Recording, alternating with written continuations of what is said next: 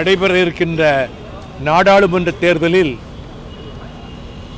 India கூட்டணிக்கு தமிழகத்திலே தலைமை தாங்குகிற திராவிட முன்னேற்றக் கழகத்தின் தலைமையிலான கூட்டணியில் இணைந்து பணியாற்றுவது திராவிட இயக்கத்தை மென்மேலும் வலுப்படுத்துவதற்கு எங்களுடைய அனைத்து சக்திகளையும் அதற்கு பயன்படுத்துவோம். இனி நிரந்தரமாக திமுகவுக்கு பக்கபலமாக இருப்போம் என்று நான் கூறியிருக்கிறேன். இன்றைக்கு பேச்சுவார்த்தை ஏறத்தாழ முடிந்து விட்டது. ஒரு தொகுதி எங்களுக்கு ஒதுக்கப்பட்டிருக்கிறது. அந்த தொகுதி எது என்பது மற்ற கட்சிகளோடெல்லாம் பேசி முடித்துவிட்டு அதற்கு பிறகு கூறுவதாக உறுதி கொடுத்திருக்கிறார்கள்.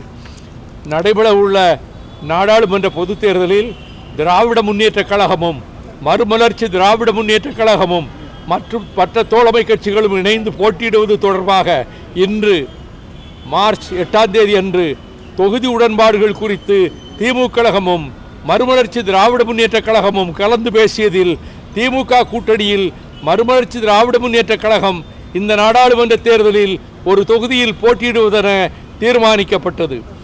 திமுக தலைவர் அவர்கள் தளபதி ஸ்டாலின் அவர்கள் நானும் கையெழுத்து போட்டிருக்கிறேன்.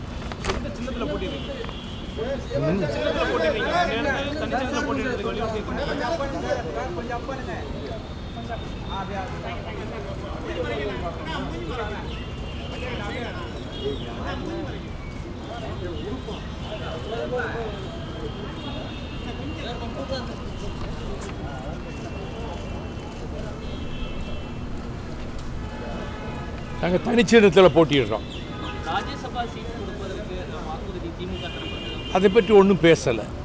இன்னி 15 மாதம் இருக்குது. அதை பற்றி இப்போ ஒன்றும் பேசலை. அப்புறம் ஒரு மாதத்தில் எலெக்ஷன் வந்தது. அப்போது கடந்த முறை எல்லாம் ஒரு மாத இடைவெளிக்குள்ள இனி 15 மாதம் இருக்குது. அதனால் அந்த கட்டத்தில் பேச வேண்டிய நேரத்தில் வந்து பேசுவோம்.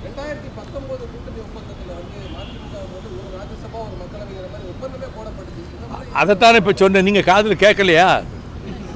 அது ஒரு மாதம் தான் இடைவெளி இருந்தது, அதை போட முடிஞ்சது. இனி 15 மாதம் இருக்குது. அந்த கட்டத்தில் வந்து நாங்கள் பேசுவோம் அப்படின்னு பண்ணுவேன். நான் 6 தொகுதியெல்லாம் விருப்பமாக கொடுக்கலையே. நாங்கள் என்ன கொடுத்தோன்னு உங்களுக்கு எப்படி தெரியும்? தெரியாது உங்களுக்கு.